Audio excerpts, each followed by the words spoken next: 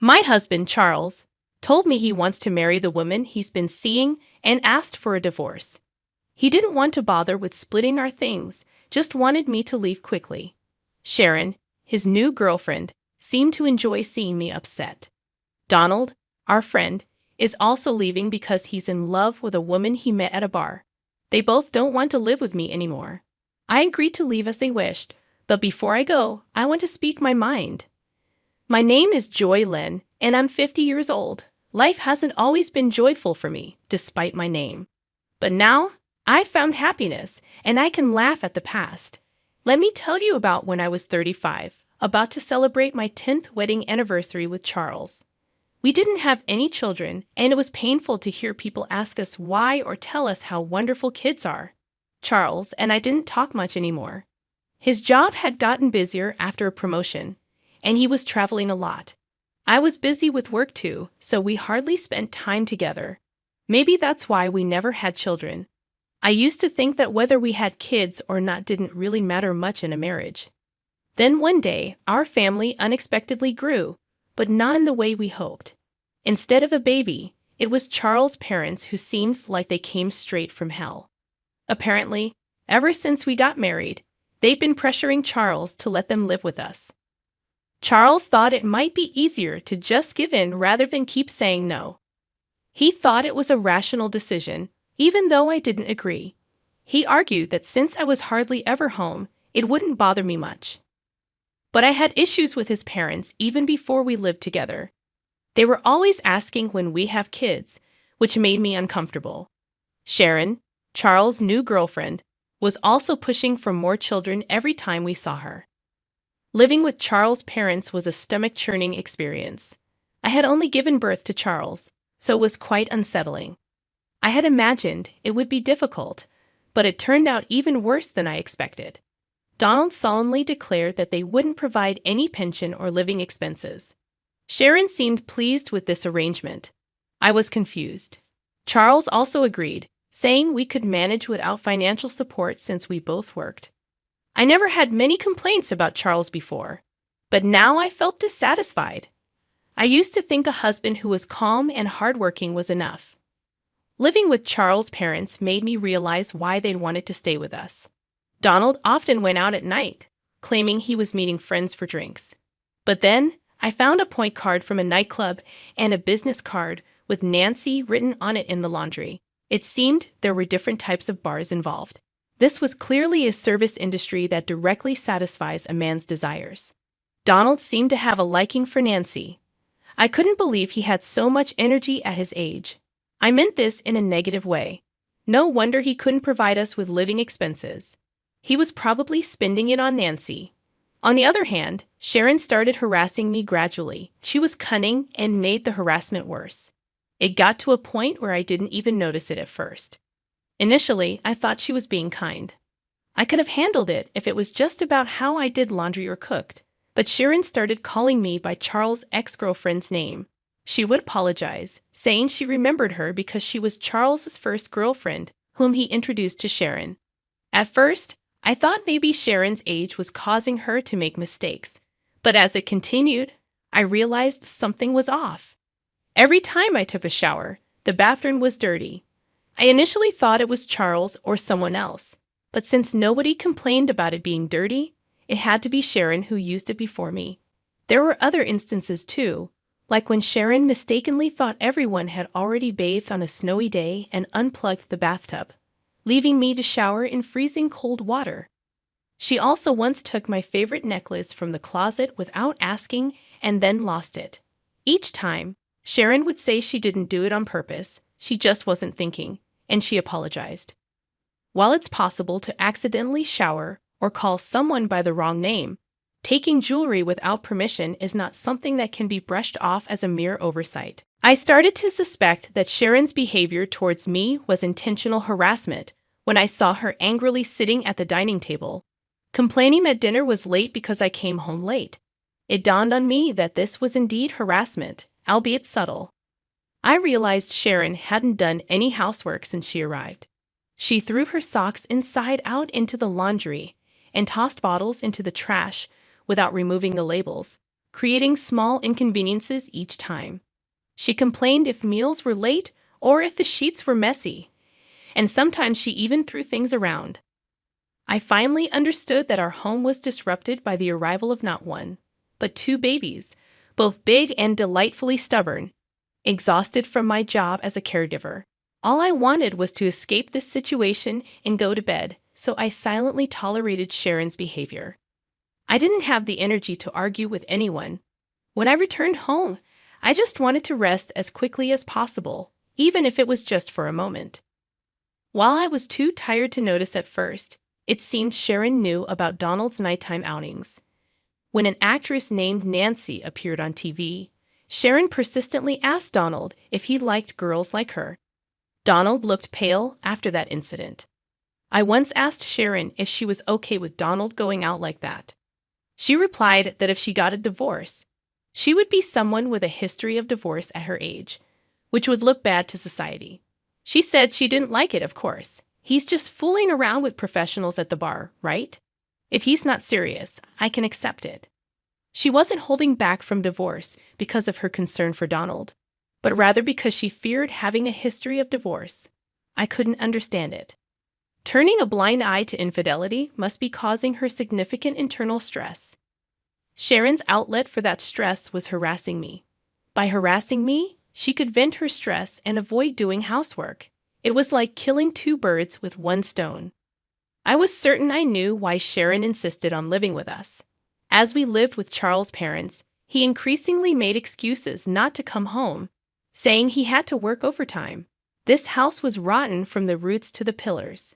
At this rate, even I might end up crushed under the rotten floorboards. Then, one day, about 6 months after we started living together, Charles, who rarely had the same day off, said something unexpected.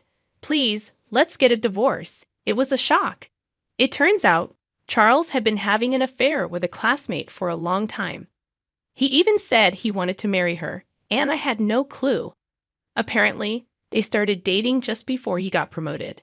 I thought he was working hard for our sake, but could it have been for his classmate? Was it my fault for not paying attention to Charles' behavior?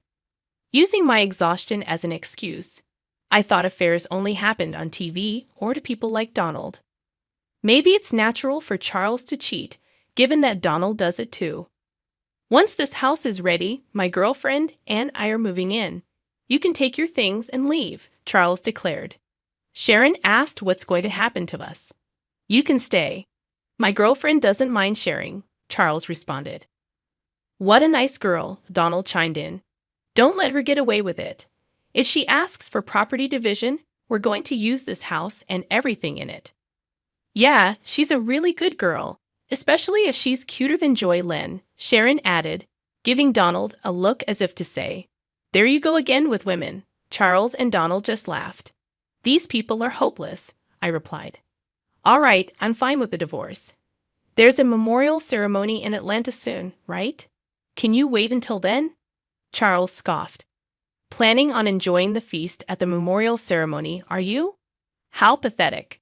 There's no way I'm taking the woman who's divorcing me. Just leave already." I shot back. "Who's the pathetic one here? Who cares about the food?" Despite everything, Sharon and I, the only women in the room, both cheated on, couldn't seem to get along. No, I was planning to move out on that day. Going back home is a bit embarrassing since I was cheated on. Finding a place and handling the paperwork takes time. I thought it would work out around then, I explained.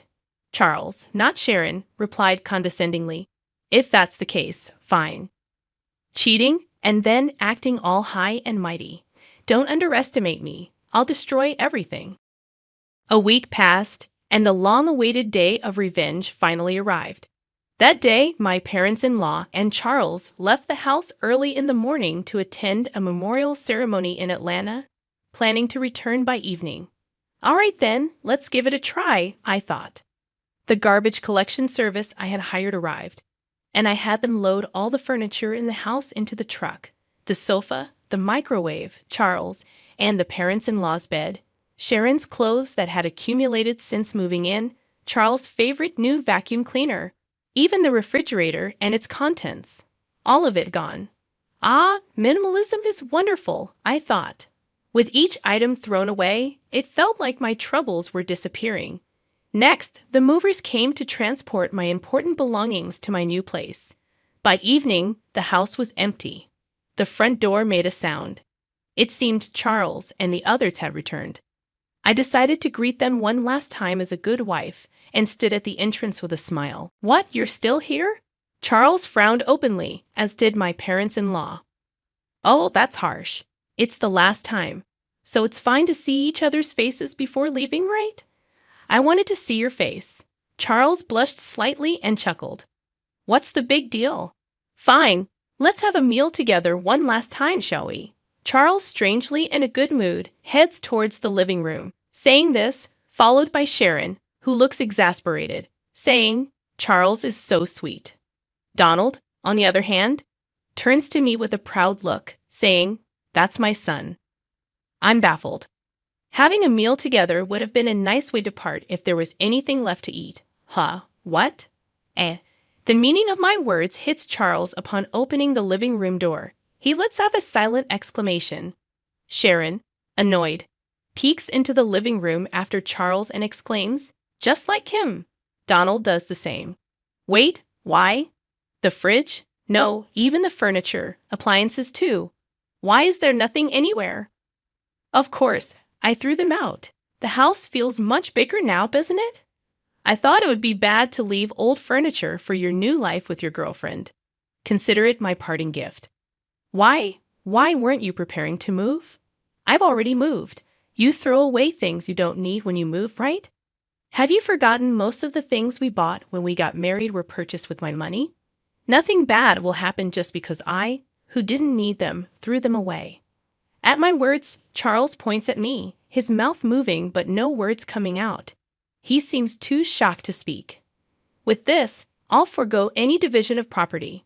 Well, there's hardly anything to divide anyway, I continue.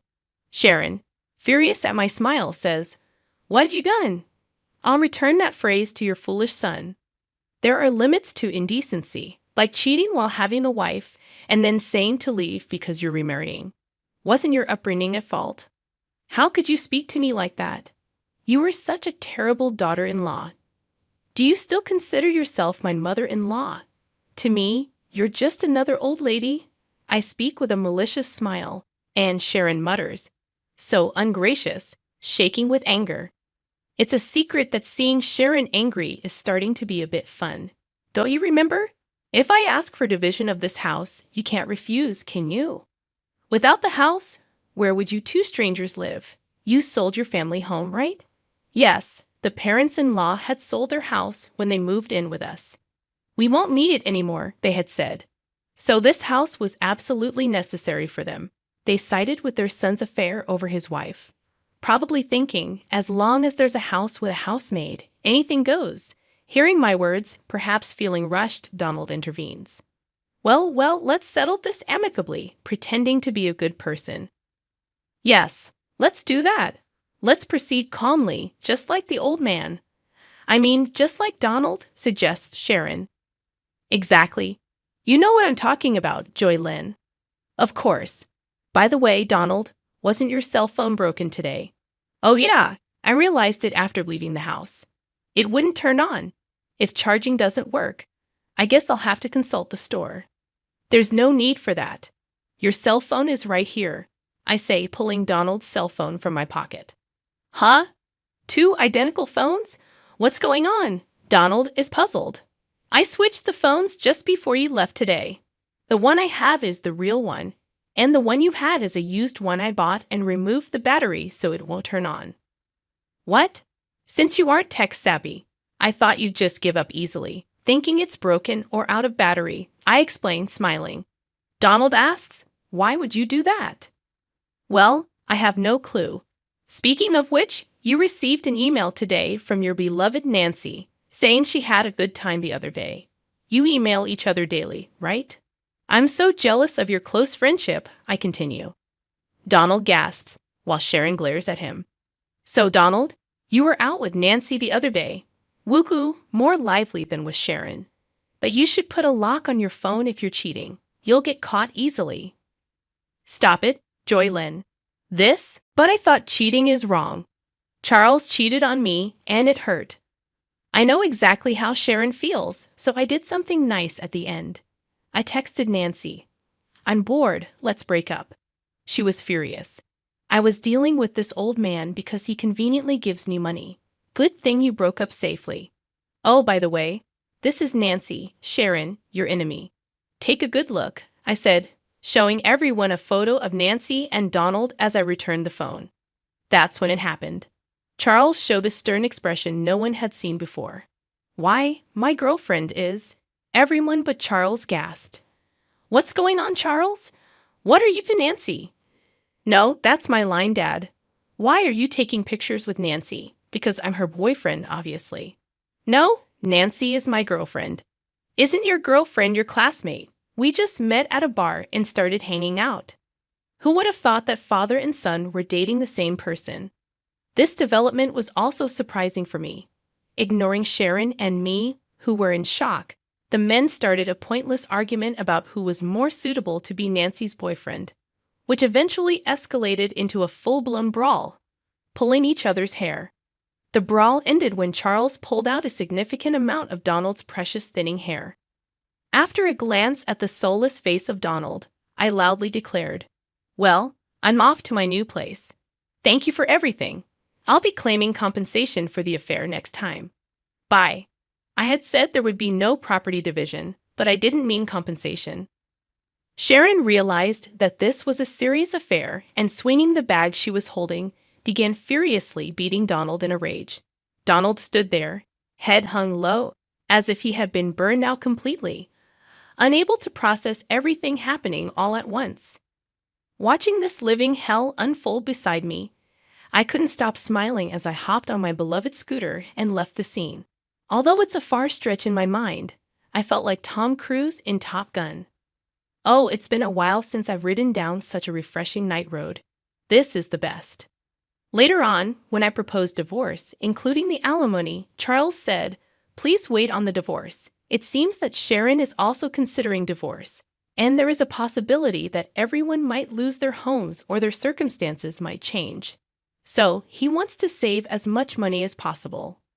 He said things like, Don't you think it's pitiful for us who once lived together to face such a difficult situation? And we need money now. But I didn't care, so I proceeded with the divorce talks without discussion and took as much money as I could get from Charles and his affair partner. When claiming the alimony, I felt a bit like an outlaw. But I hadn't done anything wrong. I had just done what was natural. Well, maybe tampering with someone's phone was slightly wrong. In the end, around the same time as our divorce, it seemed that Sharon also divorced Donald. Apparently, Donald and Nancy's affair had been going on for over 5 years, and Sharon couldn't forgive that they had a relationship in private as well. I don't quite understand why bar hopping is forgivable, but private relationships aren't. I thought there are various forms of marriage. Well, in the end, we're not married anymore. Anyway, Donald was sued for alimony by Sharon, and Charles was sued for alimony by me. So the saying blood will out held true, and the in-laws are now all scattered. Sharon, having been cheated on by Donald, seemed to have grown to despise men in general, including Charles, who had abandoned me in a similar manner. As a result, Charles and Sharon, after the divorce, are slowly becoming distant, though they do have minimal conversations. Donald, jobless, turned to Charles for help but was rejected, as Charles himself was barely scraping by. Charles is juggling multiple jobs, while Sharon, who had been a housewife since her early marriage, is experiencing work for the first time with a part-time job. Donald became a part-time worker, living in a cheap hotel. Charles, eager to marry Nancy, learned that she wasn't interested. Nancy saw both Charles and Donald as mere extensions of her bar work, as convenient sources of money. It turned out that Nancy had other men besides Charles in the same capacity. Charles, having been classmates with her, mistook her for being serious and believed she was his destiny. But in reality, it was a foolish and trivial story. In the end, both men were deemed unnecessary by Nancy, even as convenient sources of money, and were discarded. From my perspective, I thought, since I'm leaving, might as well destroy everything in the process, just as I aimed. I'm very satisfied having witnessed the spectacular collapse of a family. No one in that family valued each other, only caring about themselves. So the outcome was, in a way, inevitable. Essentially, they were a family in name only, lacking any compassion. Now, I think it was good that I got away from that household. On the other hand, while I still come home exhausted from work every day, living alone has freed up my time as I no longer need to allocate it for someone else. I have more freedom than when I was married. Back when I was married, I hardly had time to meet my college friends. But now I can travel with them on my days off and even have time for my hobbies. In college, I was part of the choir, so I decided to join a karaoke club. It seems that one can continue to improve in music no matter the age. I consistently win at the club's competitions and even earn cash prizes. Thanks to that, my wallet is always warmly filled. At the facility where I work, my colleague suggested hosting a karaoke recreation event since I'm good at it, and it was a huge hit. I received many compliments like "you're so good," and was thrilled to bring smiles to the residents through my personal hobby, something I hadn't expected. By the way, my go-to performances are Unchained Melody and My Heart Will Go On. The lyrics of older songs are just so wonderful. I don't really understand recent songs, but I guess I should study up. Though my days aren't glamorous, I'm surrounded by friendly colleagues, trustworthy friends, and kind residents who feel like family. Beyond work boundaries, finally, it seems like I've become the Joy Len I was meant to be. From now on, I aim to be someone who not only receives joy but also shares it with others. All right, let's do our best at work today. I'll wholeheartedly celebrate the residents' birthdays.